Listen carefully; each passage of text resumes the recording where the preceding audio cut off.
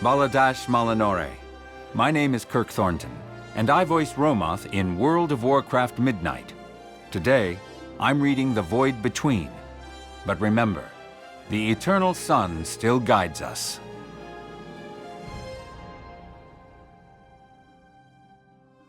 Is that pounding in my head? Or at the door? Umbric mumbled into a wine-drenched pillow. The door, Rommath grunted, though the muffled sound indicated he was applying a pillow to his own face. Someone should get that, Umbric said. Someone should, Rommath agreed. I shall cheer for your success. Please do not. The noise might kill me. With a groan, to answer Romath's quiet snicker, Umbric tumbled off the couch. In his 7 years as a student at Dath'remar, barely the blink of an eye to a high elf, he was certain he'd never actually been this hungover before. The friends he'd made among his fellow students of the arcane, Romoth chief among them, were normally a boon to his soul and a balm to his spirit. Though in this case, they were the author of his pounding headache, the culmination of an end-of-term party that had spanned 4 pubs and then devolved into a game of Archmage's Cup, using a deck of cards that had apparently been all Archmages. Squinting against the light, Umbric staggered across the tiny room the Kirin Tor considered suitable accommodations for students. Umbric didn't know what he'd expected to find upon dragging open the door. A flood, or fire, or plague of magicked carnivorous cheesecakes at the least. No, that was last week. Instead, a decaying book was thrust at his face, brandished with the same intensity that most people reserved for displaying a prized fish, driving him back a step. Oh, it's you, Umbric. Took you long enough. Umbric squinted at the pallid, narrow face behind the tome, the normally sullen expression replaced with a grin that couldn't seem to settle on being smug or manic. Dar'Khan, what? Dar'Khan Dath'remar elbowed his way in, shutting the door behind him with a wave of his hand. World-shattering brilliance is not to be kept waiting on the doorstep.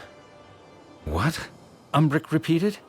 Dar'Khan frowned at him, then leaned forward and took a speculative sniff before giving him a look eloquent in its communication of disgust. I believe that wine is meant to be taken internally, Umbric. He glanced over at the sodden lump of blankets that Romoth cocooned himself in and sighed. Neither of you are any use in this state. He pointed at Umbric, then over at the small table that Romoth ostensibly used for dining. Sit. With shocking efficiency, Dar'Khan proceeded to rout Romoth out of bed and brewed a pot of strong herbal tea that he insisted would cure any ailment. Perhaps his claims about the tea weren't entirely bluster. Less than half an hour later, Umbric felt dangerously close to alive, and Romoth was leafing through Dar'Khan's tome. "Well, Dar'Khan, you have done it," Rommath said dryly.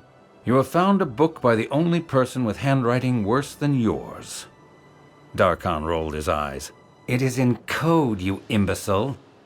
Umbric batted Romoth's hands away from the book and pulled it closer so he could squint at the spidery writing. "And you have deciphered it?" Mostly. "Mostly," Romoth echoed. There was something to the mysterious characters that pulled at Umbric's mind. Perhaps it was the remains of the hangover, but he felt like the squiggles moved when he didn't have his eyes on them, rearranging themselves bit by bit until he could pick out words, then sentences. Fascinating. This book wants to be understood. I see what you mean, Dar'Khan. Romoth snatched the book back and glared at the open page. "You're both mocking me." Could it be? Dar'Khan teased. Have I found a tome that resists your charms? Umbric could tell, however, that his best friend's temper was close from tipping from normal brusqueness into actual pique. He didn't feel like soothing 2 bruised egos today. "It would be helpful to tell us what you are actually planning to do with it, Dar'Khan." I hardly know, Dar'Khan said, pleased rather than concerned. But then, that is the point of an experiment. Typical, Umbric thought. This was the habit of Darkon's that had formed their friendship. From the first time he had shown up at Umbric's doorstep with a mysterious dust-coated crystal he'd ferreted out of a forgotten corner in a sundries shop. The resulting explosion, after no small amount of experimentation, had blown out all of Umbric's windows and transmuted every stick of wood in the apartment into semi-sentient butterscotch. The dwarven arias they sang had left the usually reserved Romoth in such a fit of laughter that he'd entirely abandoned dignity and fallen over, unable to breathe around his giggles at each fresh warble of notes. Every appearance of a manic Darkon could be summed up as, "It seemed like a good idea at the time," and Umbric wouldn't have traded even a second of it for all the arcane wealth of Dath'remar. "Another experiment?" Rommath snorted with such force that the tea slopped out of his mug. "You cannot be serious." This was a familiar refrain to Umbric's ear. Romoth was a rule-abiding model student, with little taste for the extemporaneous. But Umbric saw, too, the glitter of interest in Romoth's eyes. As prudish as Romoth could be at times, he wouldn't have found such success in Dath'remar without a sharp intellect and the curiosity to go with it. Thus, it was time for Umbric to fulfill his usual role as the bridge between two brilliant mages, whose personalities were nearly opposite, which nicely served his own now piqued curiosity. "I would know what the book wishes to tell me, and Darkon has never found a prize the three of us couldn't handle together." "Oh, come on, Romoth. Darkon hasn't managed to kill us yet, despite his best efforts." Umbric detected victory in the shift of his tone from irritated to put upon. He didn't quite grin at Darkon. "Well, how do we start?" Together, they shoved Romoth's furniture against the walls, rolled up the carpet to reveal a scarred wooden floor that could have done with a thorough sanding, and used a stub of chalk to outline a warding circle. Darkon went over the circle after, adding a symbol here and there to focus and direct arcane currents. "Romoth, you ward the north," Darkon said, waving toward an appropriate bit of the circle. "Umbric, you go—" He consulted the book. "South." Umbric took his place, careful not to smudge the chalk. This felt quite ordinary.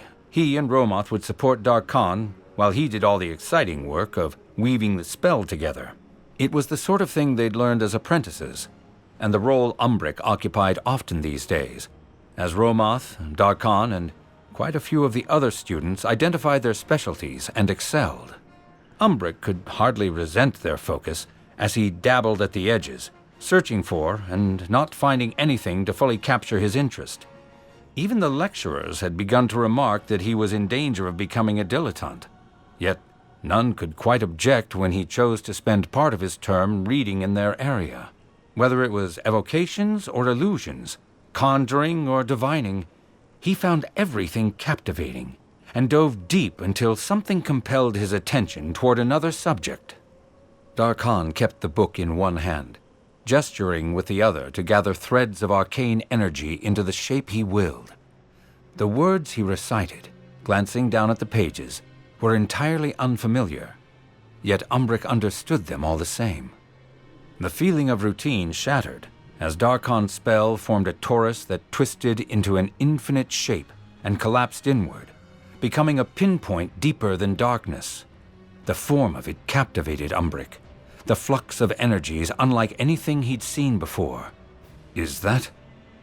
Romoth's words came slowly, horror building in each syllable. "You wouldn't." Darkon smirked. "I knew it. I present to you the Void." "The Void?" Romoth hissed. "A forbidden—" "Don't be such a boring stick, Romoth. It's perfectly—" Darkon was interrupted by a hand of inky black energy oozing from the tiny portal. Darkon yelled something Umbric didn't quite catch as the hand was joined by another to stretch the portal wider, revealing glowing eyes. "Close it!" Romoth bellowed at Darkon. All the triumph had drained from Darkon's face, replaced by a clenched jaw and a pallor even more pronounced than usual. "Right."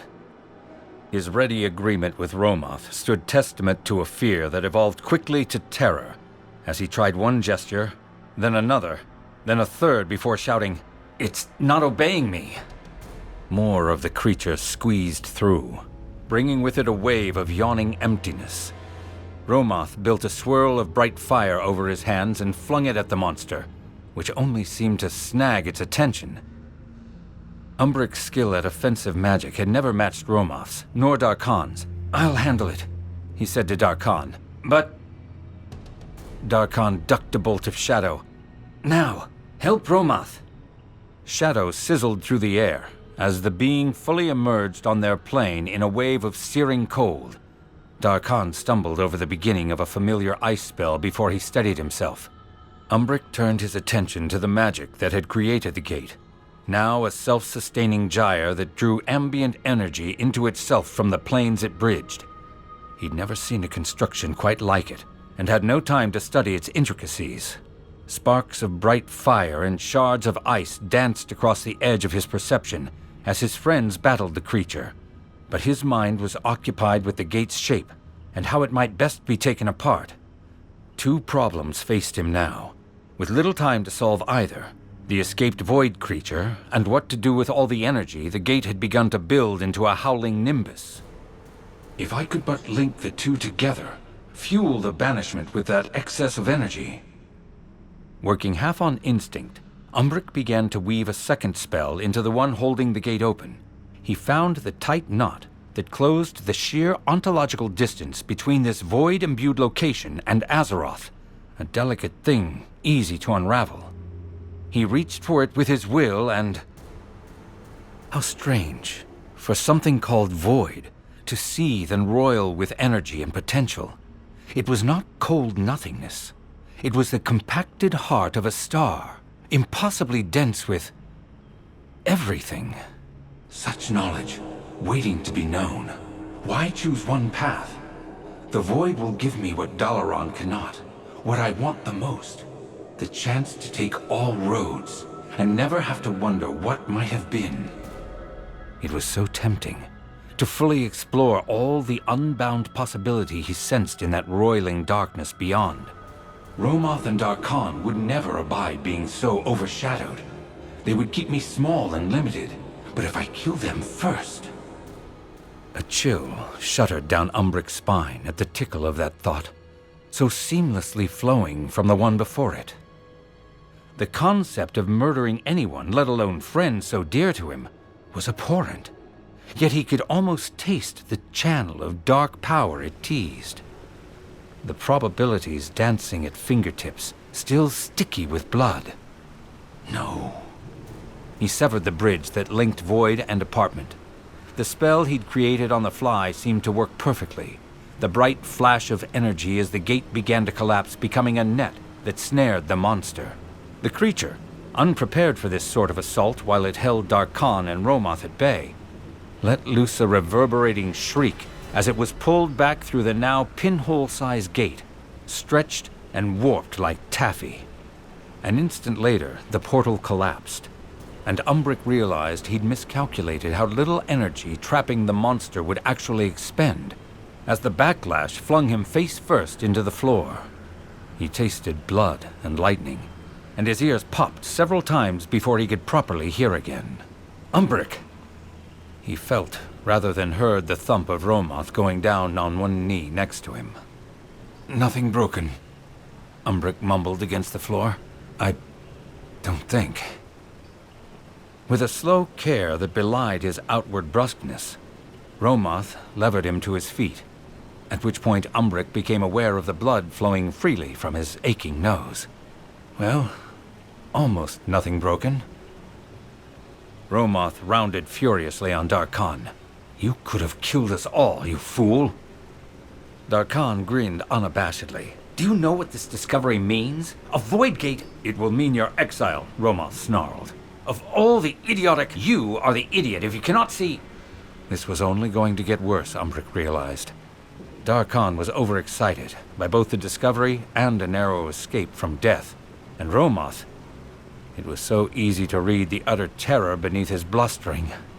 Maybe they could have a reasoned discussion about what had just happened. Someday. Now, it was edging perilously close to a fight. Romoth, your handkerchief, please. Umbric interrupted. What? Oh. Romoth looked toward him, his expression closing off into a cold sternness as he dug the white linen square out of the sleeve of his robe. Umbric took advantage of the pause his freely bleeding nose had bought. Darkhan, run to the alchemist and fetch me a health potion, please. She likes you best of the three of us. Darkhan swallowed whatever he'd been about to say. Right. Grumbling, he departed, the moldering tome that had incited the whole unfortunate incident tucked under one arm. Keeping the handkerchief against his throbbing nose, Umbric turned his attention to the remains of Romoth's furniture and animated the pieces to begin putting themselves back together. Sit. It's my furniture, Romoth said. I will, once there is a chair in one piece. Besides, I had a part in making this mess. Romoth huffed, then pulled a broom out of the closet and enchanted it to begin sweeping the chalk from the floor. If I had known that was Darkhan's delightful surprise... You would have missed out on the fun, Umbric said. Fun? One of the chairs looked stable enough to bear weight. Umbric dragged it over to the small room's generous window, which obligingly opened itself at a gesture. He sat gingerly, leaning out over the daytime bustle of Dath'remar, the babble of voices distant but still too great to be entirely dampened by magic. Had it really been so little time since Darkhan had dragged them both from their sleep? Umbric looked over a large group of chattering apprentices having lessons out on a wide expanse of lawn, at a trio of gangly teenagers testing freezing spells, at a grand procession of some visiting dignitary or other winding through the streets. What had once seemed so impossibly bustling and noisy looked simple now, ordered and legible. Romoth drew up a still wobbly chair next to him, though he was far too dignified to lean out the window. He gave Umbric an expectant look, one eyebrow raised. Umbric returned his gaze. Even you must admit it was a learning experience. The words felt unforgivably tepid as they left his lips, but he was nowhere close to sorting out anything in his own head just yet. Romoth snorted. It seems I alone am listening when the priests speak of the void. Hunger without end that twists the weak and foolish into madmen and murderers. This was not the confirmation I required. Was that all you saw? Should I have seen more than that monster trying to kill me? For a moment, Umbric considered telling him about what he'd felt as he touched the void. Not insatiable darkness, but potential. Though he considered, too, the strange thought that had inserted itself into his mind. Would Romoth consider that a point for discussion, or a reason to haul Umbric in front of the aforementioned priests? No, of course not. At the suspicious narrowing of Romoth's eyes, Umbric hastened to add, I merely hoped there might be something more. Romoth waved the topic away like it was an annoying fly. I ought to tell the Council of Six what Darkhan did. Umbric didn't want to lose one or both of his friends over this. I will have a talk with him. Not good enough. You will have him exiled from Dath'remar, Umbric pointed out. He would have gotten himself exiled. If the Council takes that much exception to an experimental void gate, I don't think they will look too kindly on our part in it either. They would be fairer than that, Romoth said, though he sounded doubtful. Let us not put it to the test. Romoth seemed to sigh out the last of his anger, leaving only remnants of his fear behind. Do you think he will actually listen to you? Telling him yes would be a lie neither of them could believe. I will do my best, or at least convince him to leave you out of it. Romoth's eyes narrowed. Just me? Us. Umbric shook his head. I have other things I would rather study. Things less detrimental to my good looks. The unwed ladies and gentlemen of Silvermoon will mourn this day, Romoth said dryly. Umbric. Yes? Promise me you will not suffer Darkhan's nonsense again. Romoth took in what remained of the broken furniture with a sweep of his hand. Umbric considered once more the fathomless depths of possibility he'd sensed. There was so much more, an infinity that invited him to broaden his reach rather than narrow his focus. They would keep me small and limited. Then he recalled the feeling of blood cooling, thick on his fingers. Not for the first time, he wished desperately that he had some measure of Darkon's burning desire to learn and damn any consequences, or Romoth's unwavering conviction that not only drove him to excel, but afforded him such certainty. He lacked this drive within himself, still confused and reeling and struggling to think around the sharp throb of his nose. The potential consequences, expulsion, exile, or worse, were far clearer than those already fading impressions of the infinite. What good could such uncharted possibilities bring, at any rate? Silvermoon needed pillars of strength like Romoth, and sharp minds like Darkon's to guide the course of her future, not an offering of uncertainty born on a sea of questions that might never be answered. Remember why you are here. The thrill of learning, yes, but the ideal of service first and foremost. One day soon, he would serve his home as a magister, side by side with his dearest friends.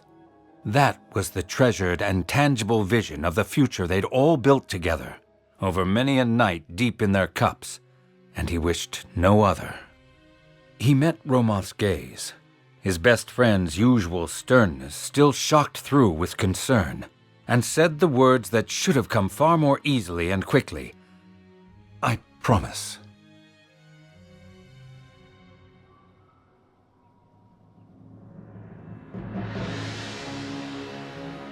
Umbric cursed as he caught his foot on a broken paving stone.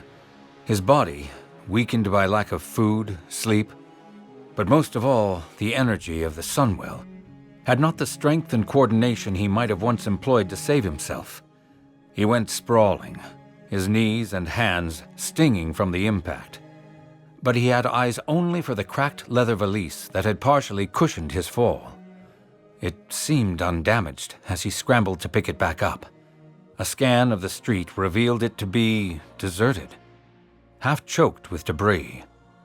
The only sounds were a distant, desultory weeping, and the unsteady clatter of unfastened shutters being thrown about by the wind. Umbric fought the hysterical urge to laugh. Silvermoon was a battered shell of a city, still smeared with filth from the Scourge's invasion. And her people, withering without the steady magic of the Sunwell, lingered, ghosts in waiting. Of course, there was no one to see him hurry away like a thief. Still, he could not help the furtive glances he threw over his shoulder as he staggered toward his apartment, dizzy with the clawing pangs of withdrawal. He didn't stop until he had slammed his door shut behind him and locked it. Exhausted, he dropped his package on one of the end tables and sagged onto the settee near it. While he waited for his heartbeat to slow, he stared at the valise, eyes aching. "I am going to burn you once I catch my breath," he informed it. He imagined it uttering a sharp, mocking laugh in answer. Withdrawal has finally thrown me into madness. A fever dream had carried him back to better days in Dath'remar, when he and Romoth had spent long afternoons studying in a succession of coffee shops, and Darkon would come find them with some new, idiotic experiment he wished to conduct.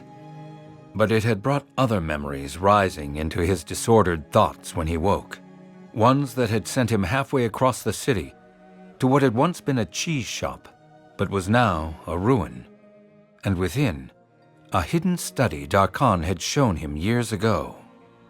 Umbric put his face in his hands. What did I think I would find there, other than pain, guilt, and horror? Darkon had always considered Dalaran's rules minor but annoying, though his behavior in those days was a far cry from tearing down the wards of Quell Thalas in service of the Lich King. It ached, like pressing a finger against a bone-deep bruise, to consider Darkon's part in setting the scourge loose in Silvermoon, in opening the Sunwell to incurable corruption, as it was used to sentence his own people to corrupt madness or slow, wasting death. Darkon's hidden study had been a mass of wreckage, though it was impossible to tell if that had been at the hands of the Scourge, Darkon himself, or the furious magisters who had sought to destroy every blackened trace of him. Umbric should have left then, when he found himself ankle-deep in drifts of shredded, charred paper.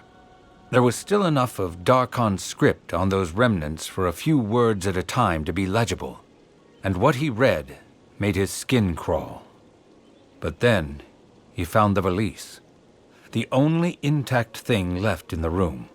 Or perhaps he'd been meant to find the valise. Perhaps this was a trap that had been laid for him. If only Romoth were here, he thought, and of all things, that made him laugh. Romoth was gone in Outland, dead for all Umbric knew. If Romoth were here, they would have been working together to solve the Blood Elves' great and deadly problem.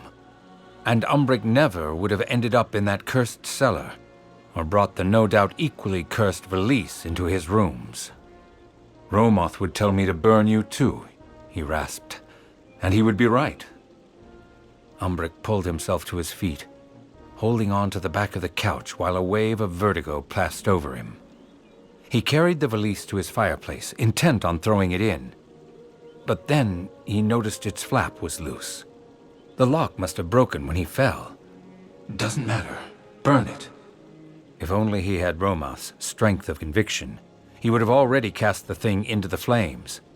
Instead, he found himself wondering what was inside. It was the same sort of curiosity that had driven him to take his schooling in Dath'remar, had set him on the path of the Magister. And now, stripped down to his bones by the loss of so many friends and the withdrawal of the Sunwell, the marrow that remained wanted only to know. Are knowledge and power tools that we wield, or masters that wield us? Was Darkon the victim of forbidden powers, corrupted to monstrosity by a foolish decision to take one step down that dark path? Or did he choose each day to become a monster, to care for his own ambitions above all else? The former was a much more comforting thought, making that great evil an inevitability like an earthquake. It was painful to set aside, to open himself to more guilt. Perhaps if I hadn't chosen Romoth over Darkon, if I'd found a way to keep us all together as friends. No. Perhaps I could have helped him find a better path, but neither did I choose his course for him. Umbric leaned his forehead against the mantel, which felt cool against his skin, despite the fire that crackled merrily beneath it, and pushed back the flap of the valise. He would at least know what he burned before he cast it into the flames. The corner of a tome poked out from the depths of the valise. Umbric's heart fluttered unsteadily in his chest as he pulled out the book. For all that he had seen the cover once, pushed practically against his nose many years before when he'd been desperately hung over, the sight was seared into his mind's eye. Of all the relics Darkon would have kept from his schooling days, Umbric had never expected this. The memory of what he had felt upon touching the void, that infinite possibility and power, crashed over him like a wave of cold water, and his breath caught. Was not the lack of such omnipresent power what was killing them all by inches now? Promise me you will never suffer Darkon's nonsense again. And he had sworn to Romoth back then. Umbric's fingers tightened against the tome's cover, the leather flaking against the ragged crescents of his nails. Yet who does such a promise serve, as we all waste away? Umbric hurried to his desk and dumped the contents of the valise. Stray coins, half a deck of dog-eared playing cards, broken quills, the ancient crumbs of what might have once been a biscuit. The only item of interest was the tome itself, and he tore into it. It was strange that Darkon had kept the book, when his interests had obviously been fixed upon necromancy. Umbric might have convinced himself that the volume had only been kept as a memento of better days, but for the sparse and cryptic notations in Darkon's familiar, crabbed handwriting he kept catching himself upon in the margins. A half-finished equation concluded to nothing. A few passages about a place called Telegris, underlined with dark intensity. Perhaps there are more notes if he continued to dabble in this topic. But they're not here. And if they were in his study, they're no longer intact. It was not a useful line of thought, and Umbric dismissed it for now. Better to see where the book might take him before setting off on a potentially fruitless search. Umbric turned back to the beginning of the tome and began to read it in earnest, the words eagerly arranging themselves before his eyes into a nearly musical flow of information that led inexorably to the principle of constructing a void gate. Gates were meant to provide passage from one place to another. If the void was to be the salvation of the Blood Elves, what needed to flow was energy, not monsters. He needed a conduit, not a gate. Umbric fetched his chalk and began to draw a new arcane circle on the floor, modifying glyphs and adding equations as he worked. He slept now and then, perhaps, his cheek resting on the book, and woke with his lips tasting of ink and chalk. After days, weeks, he traced a diagram, retraced it, and found no gaps in his theory. He clawed strands of magic from distant ley lines and spoke his spell without truly hearing his own words, operating on desperate instinct. This time, there was no Taurus, nothing visible to the naked eye. It was something entirely felt rather than seen, like he had touched his fingertips to the fathomless, dark ocean an infinite space away. With a roar that resonated in his bones, it rushed through him, filling his blood and marrow and rising up through his lungs and heart to crash into his brain in the span of a breath. For a moment, Umbric saw everything. Not the mere breadth of Azeroth, or even the great dark beyond in which he sat, but something that lurked within the gaps of reality. A kaleidoscope of creation beside a vast, unending nothingness that rebounded and contradicted. Something dark and deliberate moved between him and the everything, like the moons eclipsing the sun. Part of him was grateful for the ebb of that overwhelming flow, and then he was frightened at the knowledge that something could throttle the rushing surge of a force so primal and unending as the void. Possibilities still flowed over him, but he could understand them fully now. Visions of futures that could be his if only he were bold enough, clever enough, sly enough. He could rule over Silvermoon as a God Magister, beloved by those he had saved with the gift of the void. The people sought solace in him, as they once had the Sunwell, singing praise upon their knees as he nursed them on a controlled drip of the void's energy. It's what I want, isn't it? To save us all? But this future felt like slipping on shoes that weren't his.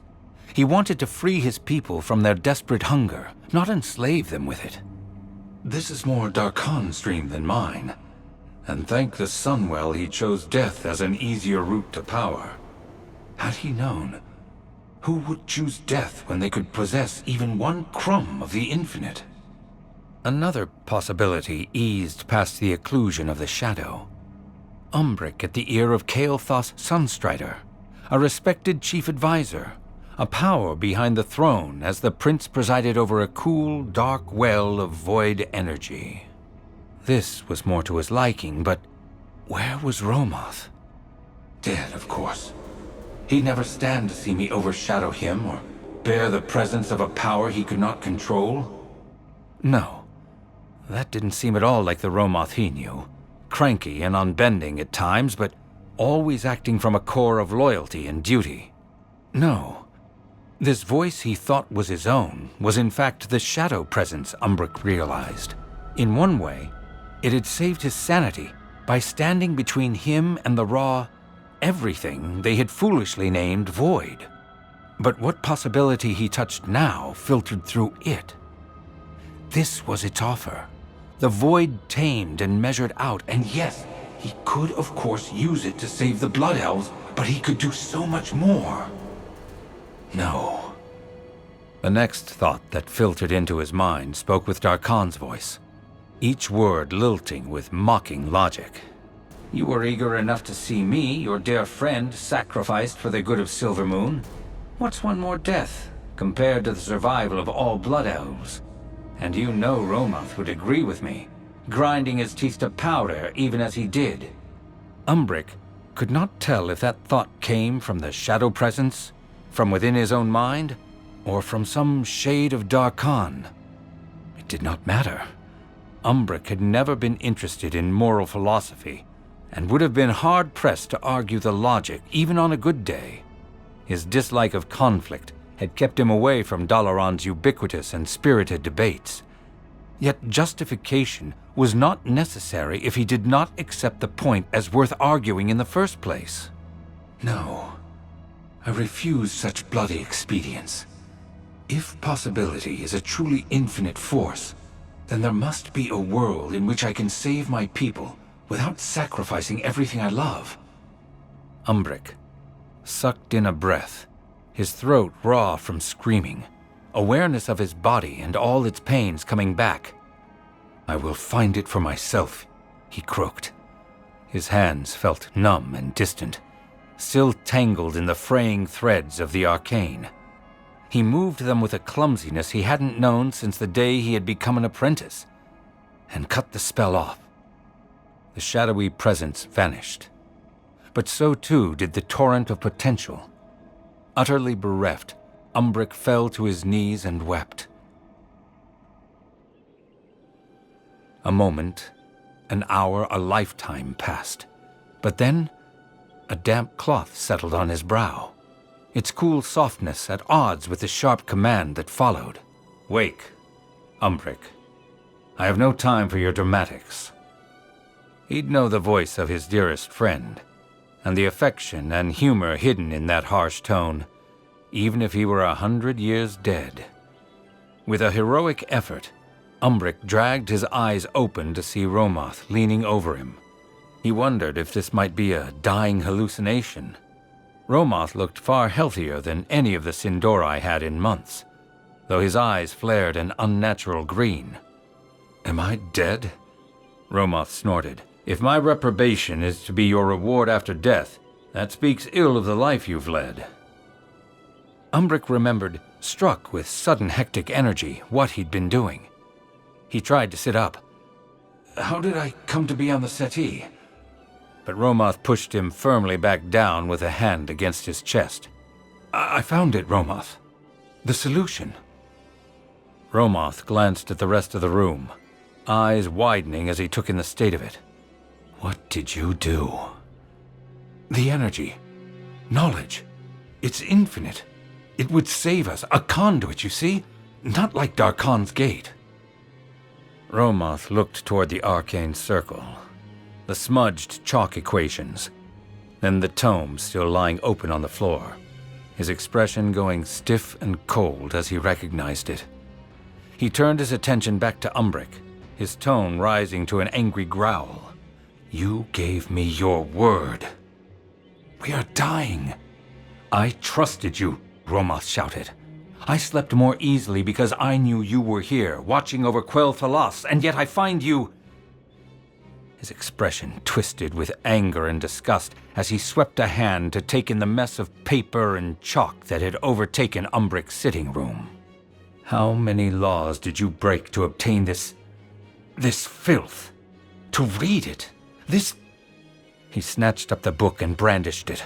Annotated by a man who betrayed me, you, everyone, and welcomed the dead in to slaughter us all, who enabled the defilement of the Sunwell and sentenced our people to starvation and madness.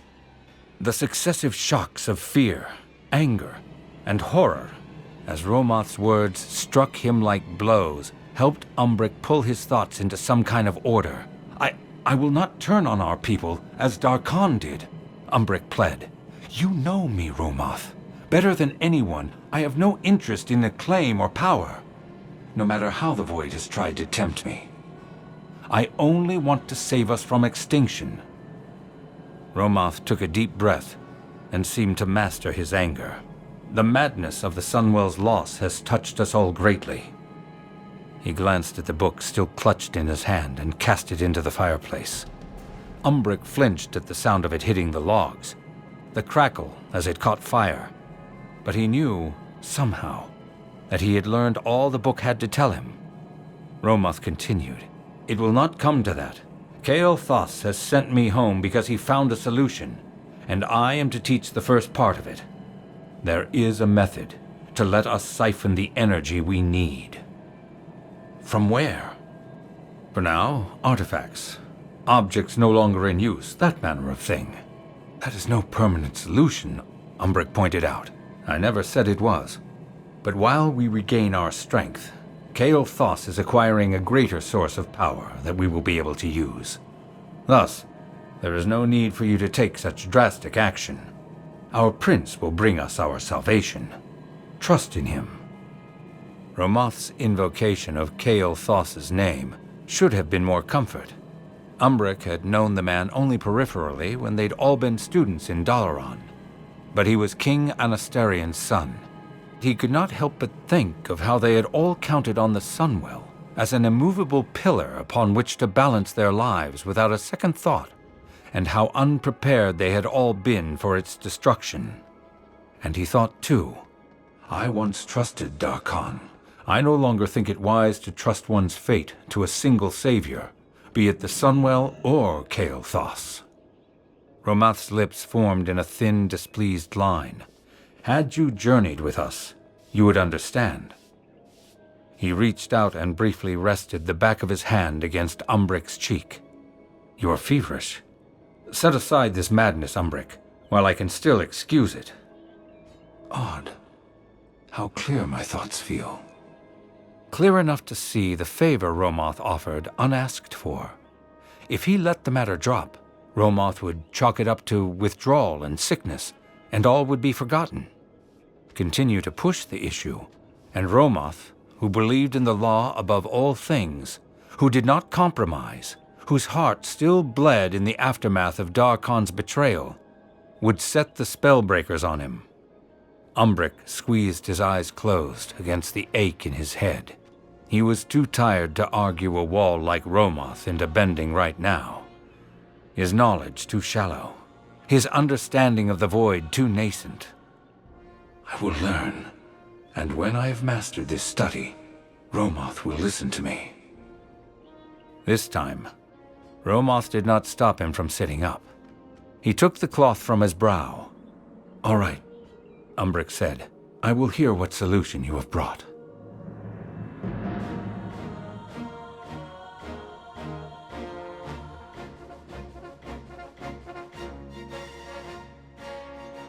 "It is my birthday soon.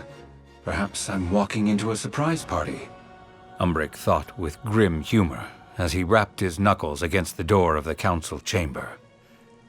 He would take any spark of levity to keep at bay the sure knowledge that something was very, very wrong.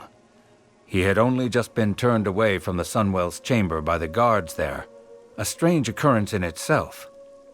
With the Sunwell now healed and stable, there was no reason for a magister of their people to be denied entrance, let alone one of Umbric's standing.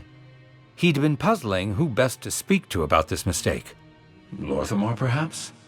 When a messenger had halted in front of him and handed over a summons to the full council of magisters. A full council about which no one had bothered to inform Umbric. The doors opened, and he took in the scene before him.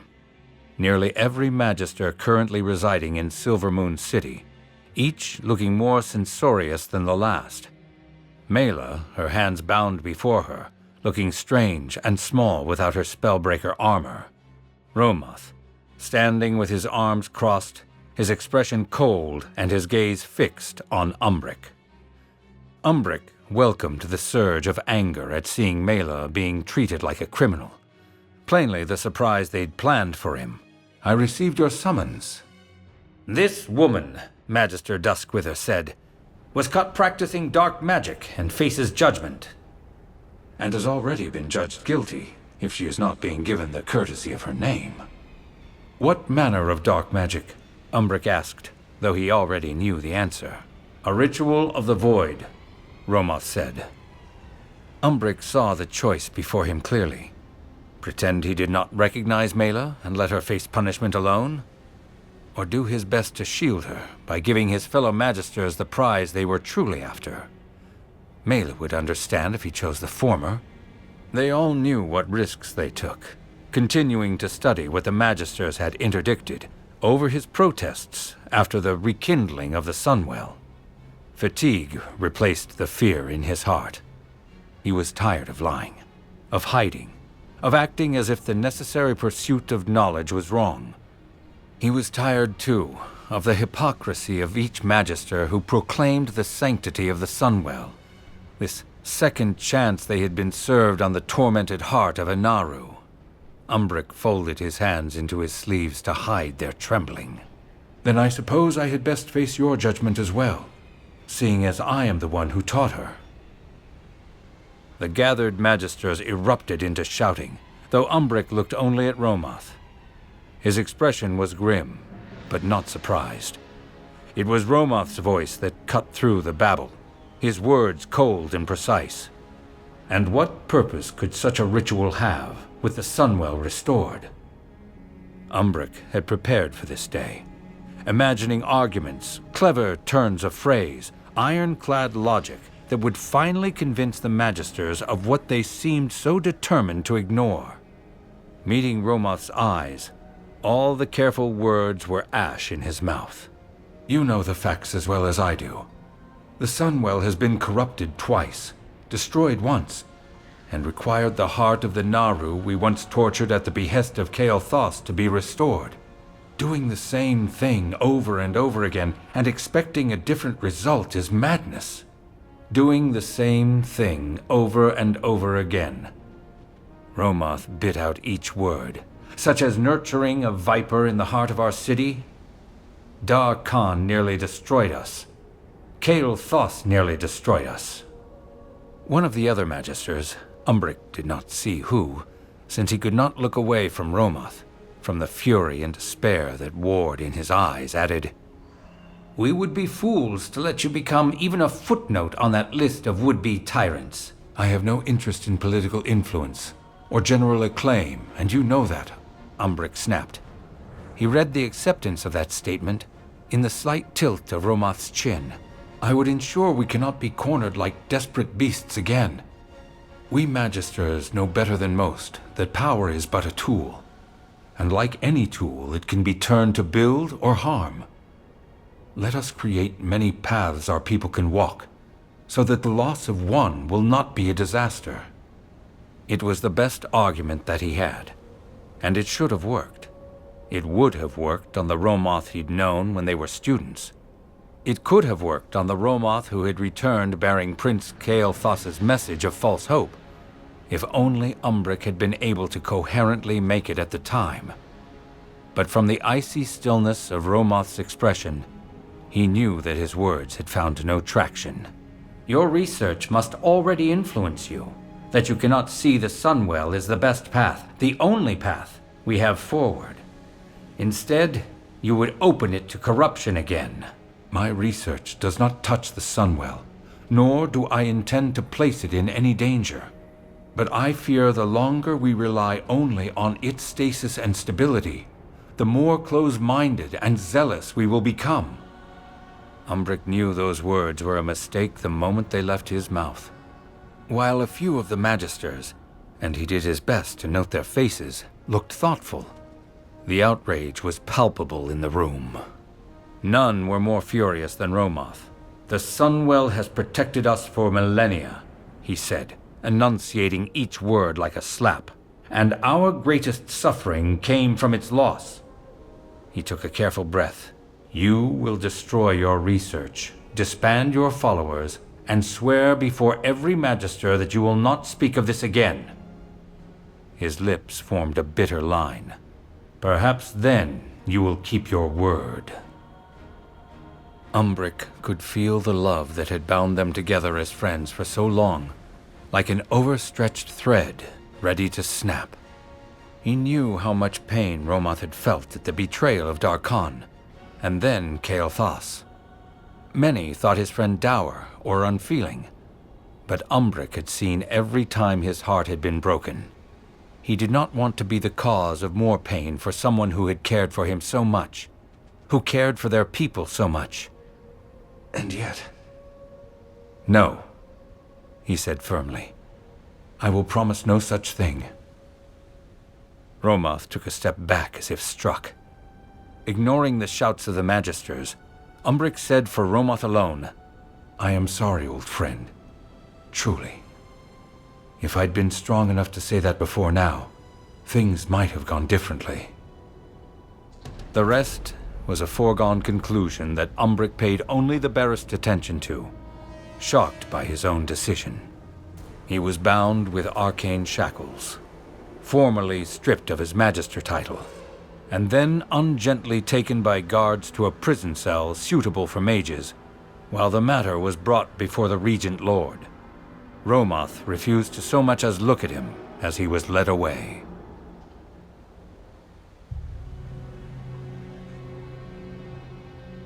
In the stark quiet of his cell, Umbric wondered if this would be his end.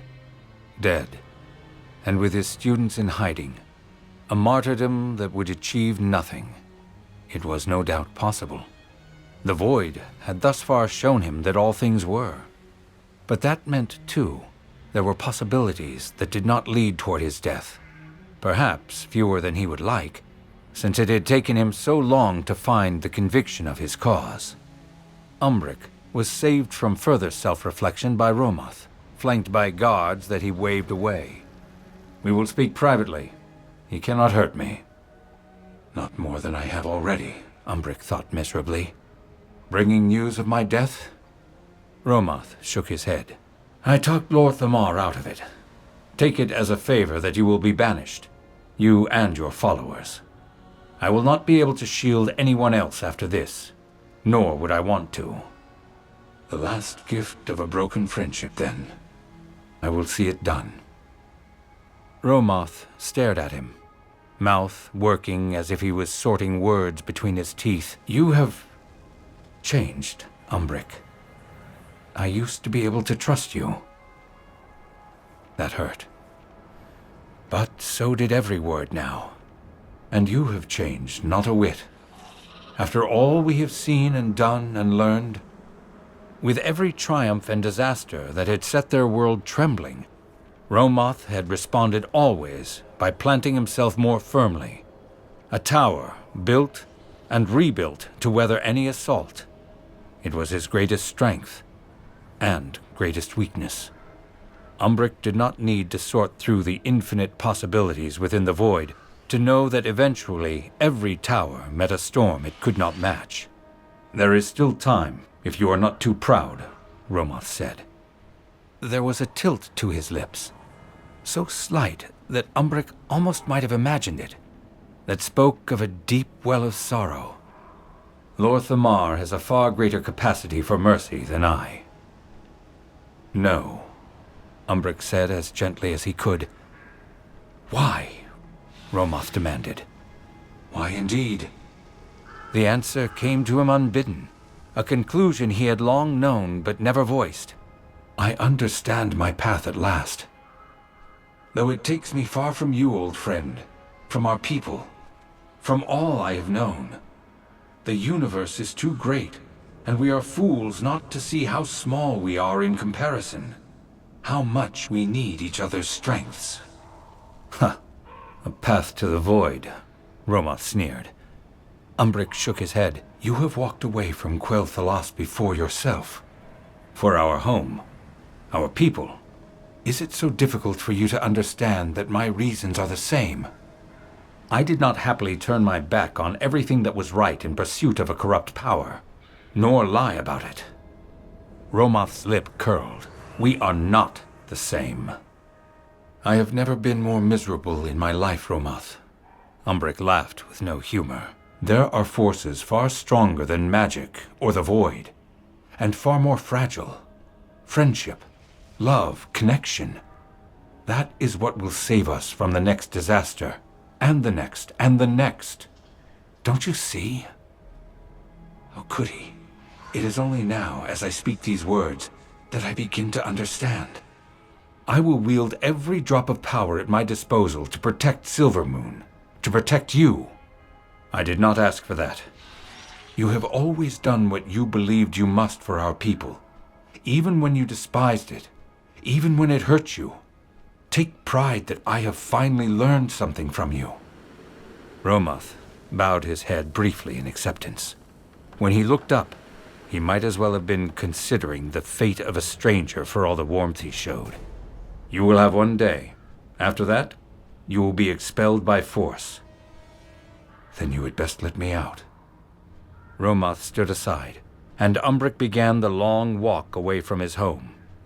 He did not look back, but he knew Romoth stood there, watching.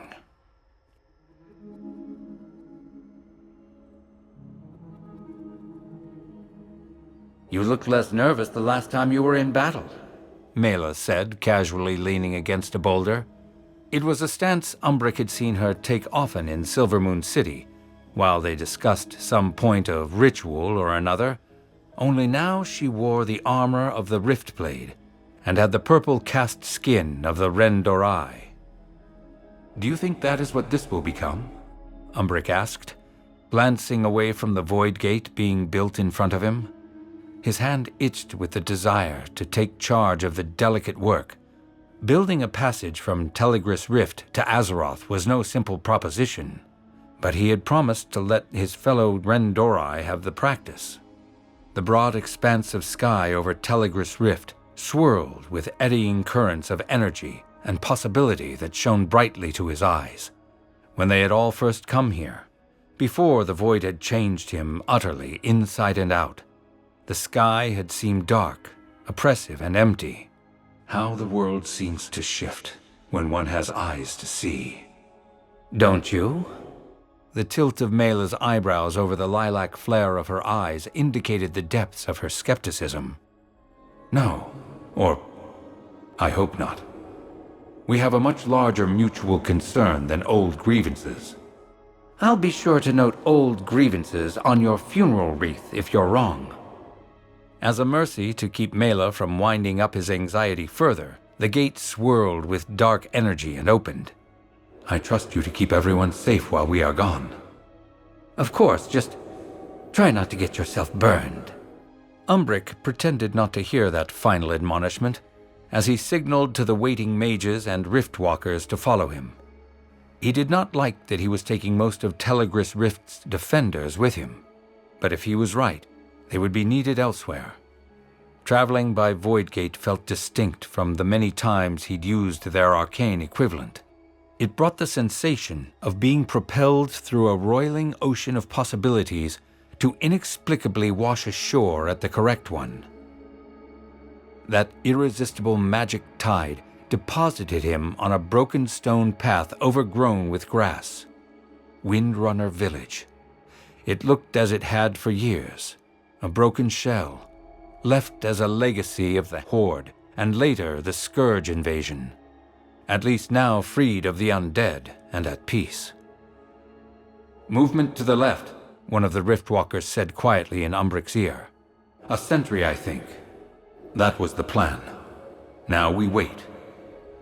Romoth will call this another broken promise, and he will not be entirely wrong. But Umbric could see no other course of action. Quite literally. The void was no soothsayer's scrying orb. The potentiality was about the now, with branching futures splitting into even larger infinities. Yet when he learned of Orisa Windrunner's vision, the void reaching out to swallow Silvermoon, it matched with the ragged borders of his own observations. There was a snarl in the fabric of possibility, one that threatened to consume all Azeroth, and it was near. They were not kept waiting long. Umbric soon after detected the shift in ambient energy that heralded a portal, followed by the growing thunder of many hawkstriders approaching. Behind him, One of the mages murmured about the honor of being such a threat that they warranted an immediate response. Umbric wished that he could laugh about it, but it was all he could do to stay outwardly calm as his stomach churned with nerves and tension. As he had both hoped and feared, it was Romoth who led the column, back stiff and straight as a poker as he sat on his mount. He looks tired, Umbric thought, though a far more important observation would have been the sheer number of spellbreakers and blood knights who followed at his back. Has he made no new friends to bully him into taking care of himself?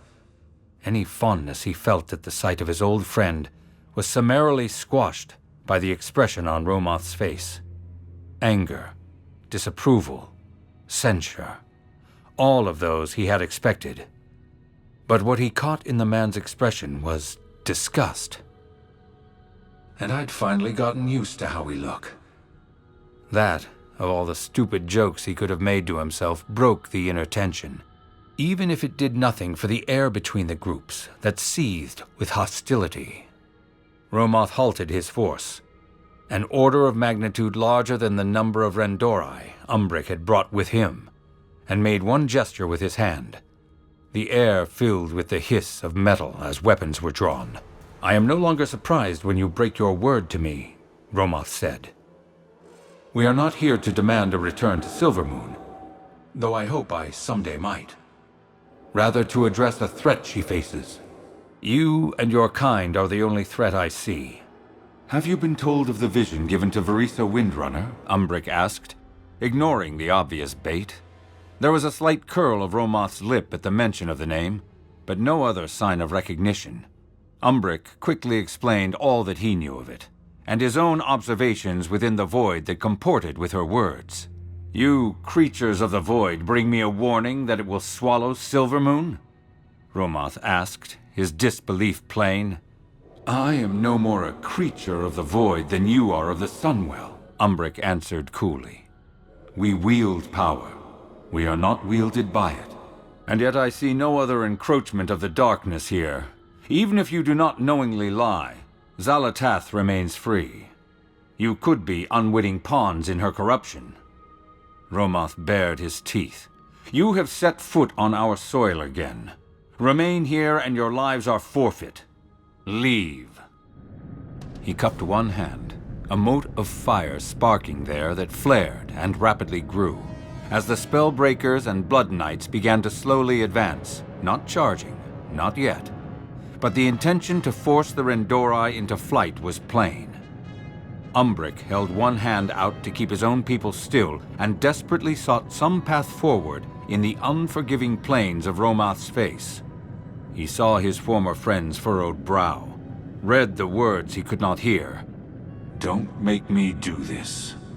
Umbric exhaled air and drew in the potential of the void. There were so many possibilities, and most of them ended with him dead, or Romoth dead, or both of them in stupid mutual destruction. He could not even be angry with Romoth. He understood too well every step that had led them to this place. With no answer easily apparent, Umbric seized on the single slim possibility that cried out to his heart. He breathed the void out and turned to the long-ingrained magics of the arcane, uttering one word of command to set his will against Romoth's spell. For a moment they struggled, Romoth trying to weave the fireball to its end with a surge of desperation as he sensed Umbric working to unravel it. Umbric had always excelled at counterspells, but Romoth had on more than one occasion foiled him with sheer will. Their gazes locked as they fought silently, and then Umbric felt Romoth yield. The abrupt collapse of the spell emitted a soundless boom that caught his hair in a burst of wind. One of the Rendori mages uttered a sound between a sob and a hiccuping laugh. Umbric took a step toward Romoth, holding his gaze. I could never make you do anything, Romoth, any more than you could force me to do something that wasn't in my heart. I know you don't trust the void, and with good reason. What I ask is that, this one time, you trust me. Huh, Romoth said. Doing the same thing over and over again. Umbric grimaced, but took another step forward. Tell me what harm I have offered the Sunwell. Tell me what harm I have done to Silvermoon, other than walking away when I was sentenced to do so. I have broken so many promises to you, and perhaps I will never fully pay for the damage I did to both of us. But there is one charge I have never violated and never will. Trusting you again may well be what damns Silvermoon. It would be a difficult thing to ask of anyone, let alone someone who had been betrayed thrice over. That may be. But I wouldn't be here if I had any doubt that my leaving would make that destruction a certainty. Romoth did not answer, his jaw working. Umbric took a careful step, and another, until he was even with the first of the Blood Knights who had moved to protect Romoth, until their sword rested lightly against his neck. There he paused, raising one eyebrow at Romoth. So many think you have no heart, old friend. But we both know better. You may have the greatest heart of all, to have been wounded so deeply and lived. Show me that strength once more. Please. Perhaps Romoth felt his silent prayer. His shoulders sagged, almost imperceptibly, and he raised one hand. The Blood Knight before Umbric sheathed their sword and moved slowly back. This heralded another wave of sound, far less crisp and eager than the first, of weapons being sheathed. Do not give me cause to regret this, Romoth said. Thank you, Umbric said. Romoth squared his shoulders. If any of you are seen within the bounds of Silvermoon City or near the Sunwell, you will be executed on sight. The sudden relief that flowed through Umbric compelled him one more step forward, though he did not reach for Romoth. I miss you. I'm sorry. We have much to discuss. Perhaps, Romoth said. His lips tightened into a frown for a moment, and he reached into his sleeve to draw out the white linen square of a handkerchief. Wordlessly, he handed it down to Umbric, who, utterly baffled, took it. Romoth huffed a small, deeply annoyed snort, a sound Umbric had quickly become familiar with during their friendship, and lightly tapped the side of his own neck with one finger before turning to leave. Stick to the village. Umbric pressed the handkerchief against his neck, and only then felt the thin, sharp pain of where the Blood Knight's well-honed sword must have parted his skin. He pulled the handkerchief briefly away to confirm the bright line of blood against the linen. Thank you, he said to Romoth's slowly retreating form. The man gave no sign of having heard, and perhaps he hadn't over the noise of so many Hawkstriders on the move. Umbric's people rushed up to crowd around him, voices rising in a babble that was half suspicion and half near hysterical relief. Did he hurt you? One Riftwalker asked. What did he give you? Umbric ignored the first question. Only the second mattered. A possibility. And in every possibility lives hope. We have overcome much. I hope you will join me and the Blood Elves in World of Warcraft Midnight. The Sunwell must be protected.